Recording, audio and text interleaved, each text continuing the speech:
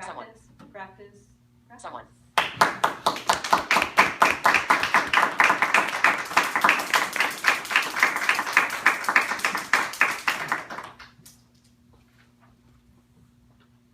Fellow Toastmasters, I'm more nervous about giving this speech tonight because this is one that any kind I've never done, but this is one of my goals that I'm reaching to teaching at my company. So I feel this is kind of appropriate for me to get used to this kind of stuff. So hopefully I won't drive you all too crazy this evening. I want to start out with a quote by Benjamin Franklin. By failing to prepare, you are preparing to fail. I know a lot of people, we all do speeches differently, so we go into different preparation, and we have a lot of veterans in this club, so you guys have done several different things over the years to get used to practice and preparation. And that's what the module is about tonight, is practice and preparation. How many of you prepare and practice on a regular basis for your speeches before you give them? Most of you. Giving a successful speech is not just about what you're talking about. It's about the whole speech in general, everything that you do as a whole. A good speaker, the difference between a good speaker and a bad one is the amount of preparation that you actually put into the speech. It can really determine how well you're perceived by your audience and how well you're perceived by yourself on giving the speech. Some of us are our own worst enemies, and we give ourselves the worst feedback. Creating comfort and security are just some of the ways that you have to go about getting ready for preparing your speech. Most of the time when giving a speech, you're not going to know the settings that you're giving the speech in. Not all of us are lucky enough to have a place where we can go every week, and we know that the lectern is going to be here every week. The table is going to be 5 to 10 feet away from everybody. So one thing you need to do that will help you with your speeches when you're going someplace that you're not familiar with is ask questions. Get in touch with the people that are running the speech, whether it's the contest or whether it's something for work. Or if you get the opportunity, try to get there ahead of time and do the research. Find out what your location is going to be like. Find out what your speeches are going to be, where your speech is going to be given. So you're familiar with it ahead of time before you ever go there and you're not just blindsided. There are 4 key important factors when it comes to creating comfort and security. Location of the lectern and the audience is 1. Your designated speaking area.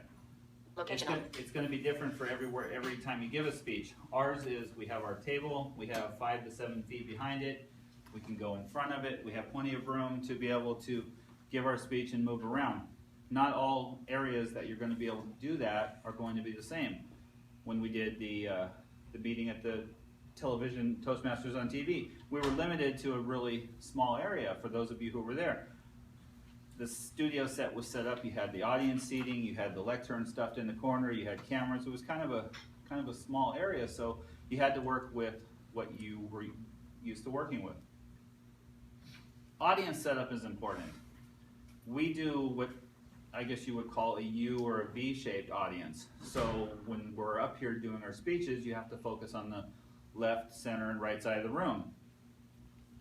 Different settings for different speeches can be different. If you're in an auditorium where there's rows of people way back in the back, then you have to be able to focus on looking like you're not just focusing on the people up front. If they have balcony seats in the left and right, you have to be able to look up to the left, to the top, or the right every once in a while. You need to make sure that you're using the whole audience so nobody feels like they're left out. You can't make everybody happy, but at least give the appearance that you are making everybody aware of it. The stage. Stages are different all the time. We have a flat surface. Some stages have ramps. Some have stairs, depending on what you're doing. So again, with going to the area before you do the speech, especially if you're going to be dealing with something you're not used to dealing, such as steps or ramps, you want to make sure that your shoes are proper. You want to make sure nothing's slippery. You want to make sure if there's steps, if you can handle the steps. Not everybody can go up and down steps. So you want to take everything when it comes to your stage and your area that you have to work with in consideration before you start your speech. The second key part to the comfortability of the speeches are microphones. Now, microphones are an option when it comes to the type of speech you're giving. It depends on the size of the room and how many people you're actually giving the speech to. So there are 4 components when it comes to deciding what you're going to do with microphones. One of the first components are if you're speaking to a group of more than 100 people. Our room, we can do about comfortably 30 people when we push it, when we do contests, and we only have so much room to work with, so voices carry, depending on how loud or how low we talk. So we don't need a microphone here. But like at a district conference, if you're in a room where you have 200 people in the room and they're way at the back, if you have somebody with a soft voice, they might not hear you, so you want to consider using a microphone for larger audiences. Number 2 on the microphones, if you're talking to an elderly crowd with a group of people over 50, it's known that if once you get over a certain age, your hearing starts to go. It doesn't happen to everybody, but they say that if you're going to speak to a group that's over 50 years old, that it might be nice to use a microphone, even if the room is small enough, that way you can get your point across and everybody hears you. If the room has bad acoustics or is bad sound, you never know until you get into a room on what you're going to have to deal with. I know, like when we did the TV on Toastmasters, the room was so large, height-wise, and the acoustics that bounced off it, you almost had to yell at some points to have everybody in the audience be able to hear you, plus with everything else that was going on around. So you have to be able to adapt to your circumstances. So there, a microphone could come in handy. And 4, what if the speaker, what if you have a sore throat and you have to still make the speech? What if your voice is straining? It can help the speaker still be able to do his speech and get your point across without adding more stress to the speaker and to the audience. So that is another component on why you might want to use a microphone. Number 3, room conditions affects the speaker and the audience. Is the room temperature? We struggle with that in this room sometimes. Is the room temperature? Is the room too hot? Because if you're up here and you're too hot and your audience is too hot and everybody's sweating and uncomfortable, they're not going to be focusing on what you're saying. They're going to be focusing on how they're feeling. And the same thing too, when you're up here doing speaking, it works both ways, because if you're up here stressed about how you're feeling and you're all hot and you're adding to your stress, depending on what kind of speaker you are, it can add to it. So you have to try to work a way in the room to be able to make it comfortable to where you can deliver the speech properly and professionally and still get away with what you're supposed to be doing. Lighting. Lighting can be important in a speech. In our room, we don't have that issue because we have a smaller room. But think about if you're on a big stage. If you're on a big stage and you have a spotlight on you, and it's a bad light, and there's people way back in the nosebleed seats, and they're trying to hear you. Yeah, they're there to hear your speech, but what if you're giving a speech where you have a lot of gestures, and it's important? What if you're giving a speech where you're using visual effects, and you have visual aids, and you have to show people? If you have poor lighting, it's not going to help your room or your audience understand what's going on if they can't see what you're doing. And the same thing too, if you have too much light, and you're being blinded by a spotlight, because you have a lighting guy that doesn't know what they're doing, that's not going to help you, because it's going to distract you with your speech while you're trying to give it, and it's going to take focus away from your speech. One of the other ones that they talked about was, again, there's certain room styles depending on how you're set up. You could do speaking where there's an entrance or an exit.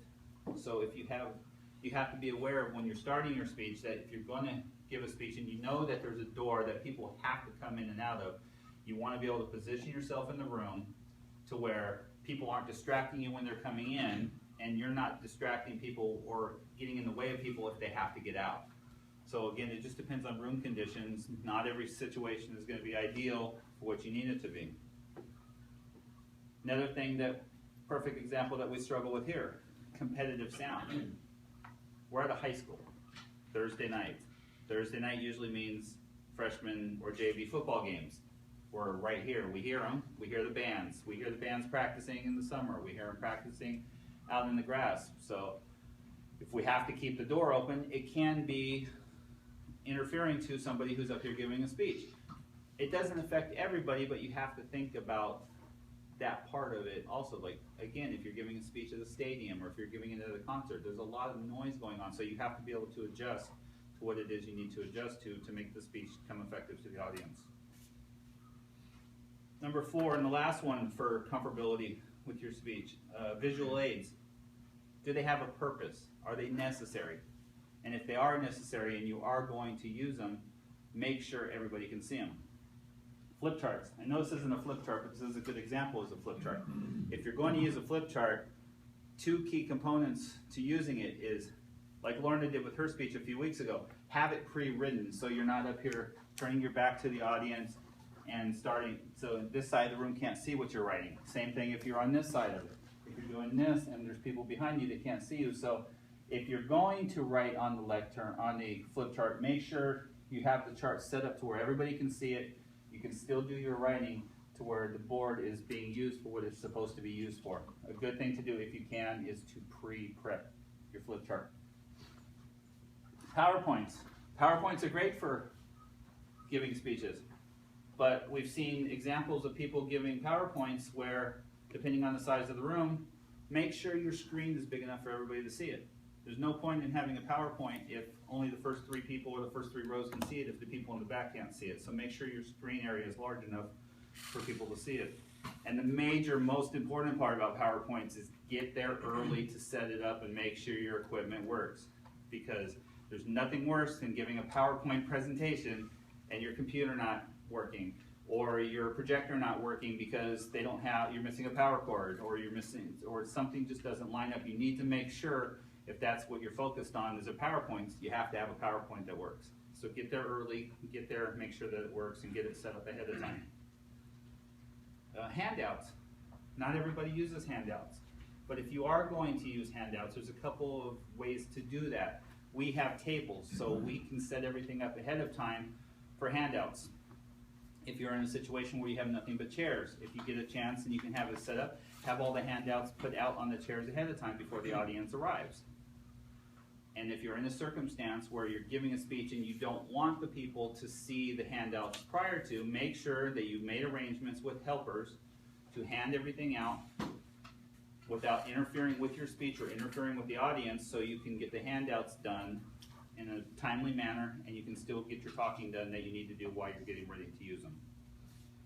So those were just a few tips for helping succeed with the environment of giving the speech.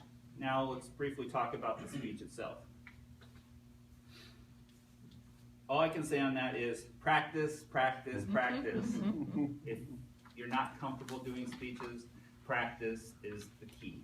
Especially for the new speakers who aren't comfortable with being up here, practice is the best thing you can do.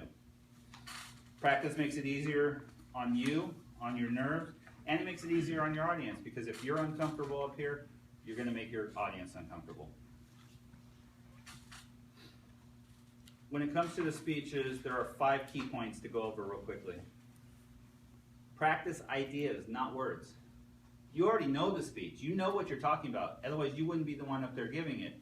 So you need to be able to sell it and convince yourself on top of your audience that you know what you're talking about.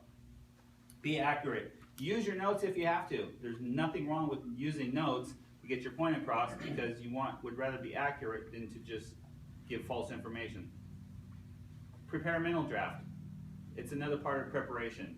If you can remember it and go over it in your head, you have a better chance of being more successful with your speech. Complete your rehearsals. If you're going to do a rehearsal and you're going to go over your speech, go through the entire rehearsal from start to finish.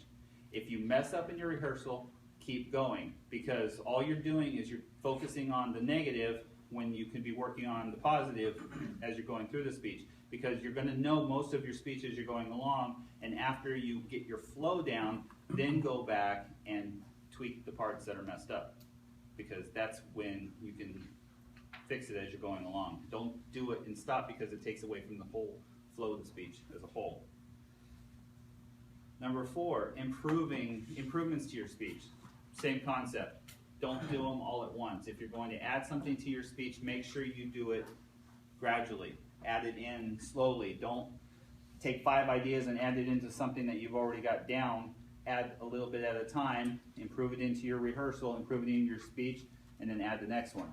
That way it keeps your flow consistent with your speeches, and you add your points gradually instead of all at once and making it sound like, oh, I have 5 more points I wanted to throw in, like our ending of our meeting last week. Feedback. Feedback is really important. When it comes to feedback, not all of us have friends and family that we can talk to about speeches. So if you do, use them. I know a lot of our members, Rick, he likes using his kids. He likes getting feedback from his family. Some people like to talk to have their friends observe their speeches. If you don't have that, one of the best things you can do, and I learned from Melanie, is videotape yourself. Because there's a lot of things that you don't notice that you do until you actually watch yourself giving a speech. I didn't realize until about my 7th speech that I have a bad habit of messing with my glasses all the time and adjusting them, even when I don't have to. There's no reason for it. It's just one of those habits. So that's one thing I've been focusing on in my last 6 or 7 speeches, is not touching my glasses unless I have to. So videotaping yourself will help you with your confidence and help you critique yourself to get an idea of where you need to be. Real quickly, bonus preparation. Provide a short intro. You want to make sure that whoever's introducing you knows why you're giving the speech, knows your name. Spell your name out phonetically. If you have one of those names that are hard to pronounce, you want to spell it out phonetically so when that person introduces you, they have a better chance of getting your name right. And the speech title. Make sure the speech title is in there because it's important. Physical prep, hydration. Hydrate yourself before speeches. Some people handle hydration differently. You don't want to be up here with a dry throat and coughing and not be able to do anything. So make sure you hydrate. No alcohol. Alcohol will add to the dehydration. And it's also going to make you no alcohol. Breathing exercises for those of you who need them. People hyperventilate. Some people don't feel comfortable up here. I know I've come a long way compared to where I was a year ago. So they recommend breathing exercises. It'll help with anxiety. Relax your mind, soothe your stomach. Don't eat anything heavy or greasy before you do a speech, because the last thing you want to do is have a nervous issue and throw up all over the stage. It wouldn't be good for you. In conclusion, mental rehearsal from start to finish. When you walk in the door, to the time you sit down, from the time you're introduced, from the time you come up to the lectern, shake the hands with the person who's introducing you, and you start your speech. From the time you finish your speech, knowing where you're going to walk around, feeling comfortable about where you are on your stage and your presence. Speech is done. You get the applause. You get your standing ovations. You do what you have to do. You exit. You leave the room or you go back to your seat. Walk yourself through the speech from beginning to end in your head, because they say that 90% of the people that do that are more successful and feel better because they know in their mind that they're going to succeed and not fail. It doesn't work for everybody. Everybody still has nerves. Everybody still has issues. But if you're mentally ready for your speech before you do it, you have a better chance of succeeding. That's all I got.